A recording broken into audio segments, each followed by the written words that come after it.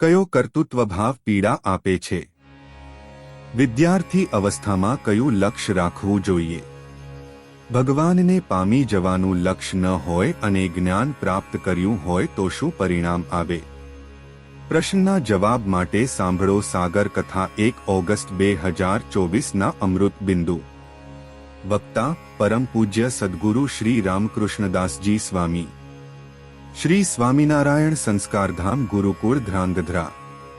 પરમાત્માની દયા પ્રેમ કરુણા આદિક જે પ્રભુના અનંત ગુણ છે, આત્માને જે પરમાત્મા અનેક પ્રકારનો પ્રકાશ આપે છે, કહેતા ચેતના શક્તિ આપે છે, તેને હંમેશા તમારી દ્રષ્ટિ સામે રાખશો તો તમારો કર્તૃત્વભાવ તમને ક્યારે પીડા નહીં આપે, નહીતર તમારો કર્તૃત્વભાવ તમને પળે પળે બહુ પીડા અને દુઃખ આપશે, જેણે કરીને તમારા જીવનમાં ઘણું બધું સાધનને પુરુષાર્થ કરવા છતાંય તમને શાંતિનો ઓડકાર નહીં આવે. માટે આપણે આપણા પ્રત્યેક ક્ષેત્રે પરમાત્માને કરતા હરતા માનીએ. પોતાની વિદ્યાર્થી અવસ્થામાં પ્રત્યેક વિદ્યાર્થીને એક લક્ષણ રાખવું જોઈએ કે આ વિદ્યા હું સંપાદન કરી રહ્યો છું તે પરબ્રહ્મ પરમાત્માને પામવા માટે, પ્રભુના રાજીપા માટે અને પ્રભુની મૂર્તિનું છતે દેહે અધિક સુખ પ્રાપ્ત કરવા માટે હું આ વિદ્યાભ્યાસ કરી રહ્યો છું. પ્રત્યેક આરાધનામાં આ લક્ષ્ય હોવું જોઈએ. ભગવાનને પામી જવું એવું લક્ષ્ય ન હોય અને શાસ્ત્રો ભણ્યા અને જ્ઞાન પ્રાપ્ત કર્યું પરંતુ એ જ્ઞાન અભિમાનની આગમાં સતત ને સતત જીવને બાળ્યા કરશે. જો એ જ્ઞાન પરમાત્માને લક્ષ્યમાં રાખીને પ્રાપ્ત કરે તો આત્માને પરમ શાંતિ આપે અને એ જ્ઞાન આપણે ભગવાનને પ્રાપ્ત કરવાનું લક્ષ્ય હોય તો તે જ્ઞાનથી ભગવદ સ્વરૂપની પ્રાપ્તિ કરવા માટેના જે કંઈ સહાય ઉપકરણો અને સાધનો છે તે બધા જ ગુણ આપણને આપે છે, નહીતર જ્ઞાન આપણું લુખ્ખું થઈ જાય છે. એમાંથી વૈરાગ્ય, ત્યાગ, શ્રદ્ધા, વિશ્વાસ, ભરોસો ન પ્રગટે પરંતુ એમાંથી શંકા, કુશંકા, તર્કવાદનો જન્મ થાય. શાસ્ત્ર ભણવા વાંચવા એમાં જો પરમાત્માની મૂર્તિનું લક્ષ્ય ન હોય, ભગવાનના એવા ભાગવત સંત ભક્ત એને રાજી કરવાનું લક્ષ્ય ન હોય તો તે જ પુરાણો જીવને અહંકારની આગમાં અખંડને અખંડ બાળ્યા કરે છે, તો એની ગતિ કોઈ સારી થતી નથી.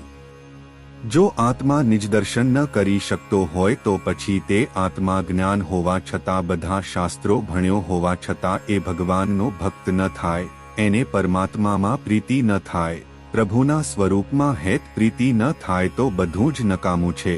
સંપત્તિ, શરીર, વિદ્યા, કળા, કૌશલ્યતા, બુદ્ધિ, બળ બધું નકામું છે. જેને પંચ વિષયની આસક્તિ નથી, જેને ભગવાનમાં અતિશય પ્રીતિ છે, જેને ભગવાન ભજવાનું અતિશય તાન છે, જેને આ લોકની કોઈ બીજી અપેક્ષાઓ કે આકાંક્ષાઓ નથી, એવા ધર્મ, જ્ઞાન, વૈરાગ્ય અને પરમાત્માની નિષ્કામ ભક્તિ યુક્ત ભગવાનના ભાગવત સંત પુરુષ એને વિશે જીવને જડી દેવો તો આત્મા તે પુરુષના જેવી સ્થિતિ પ્રાપ્ત કરી શકે છે. ભગવાનના ચરિત્રનું ચિંતવન જેવા ભાવથી કરશે એવું ફળ મળશે. મહારાજને રાજી કરવા હોય તો મહારાજની મૂર્તિની સ્મૃતિ અને ભાવ સહિત કીર્તન ગાન કરવું.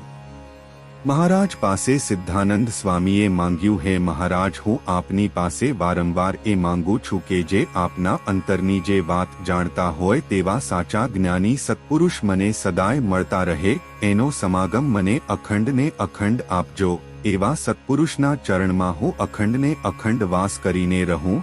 મારું મન ક્યારે એવા સત્પુરુષની મરજીથી દૂર ન થાય એવી હે મહારાજ તમે મારા ઉપર કૃપા કરજો. આવું આપણે પણ મહારાજ પાસે માંગવું. ઘણીવાર માણસ પોતાની રીતે પોતાના બળે કરીને જો ગ્રંથ ભણ્યો હોય અને જ્ઞાન પ્રાપ્ત કર્યું હોય પણ પરમાત્માના ચરિત્ર યા તો મોટા પુરુષ કોઈ હોય તો એની દયા, પ્રેમ, કરુણા, ધીરજતા, સહનશક્તિ વગેરે વગેરે જે સદ્ગુણો આપણા ઉપર વરસતા હોય તો એને માણસ સમજી નથી શકતો. ના સમજી શકે તો ઠીક છે, પણ ઘણી વખત માણસ એનું અર્થઘટન પોતાની બહુ જ અલ્પ માનસ બુદ્ધિથી અવળું કરતો હોય છે. ભગવાનના ભક્તે પરસ્પર આત્મીયતા અને સુહૃદ ભાવ કેળવવો જોઈએ અને બરોબરીપણાને તિલાંજલિ આપવી જોઈએ. તો એ આપણે કીર્તન, કથા, સમર્પણ ભક્તિ છે. એ ભક્તિથી ઠાકોરજી બહુ અતિશય પ્રસન્ન અને રાજી થાય.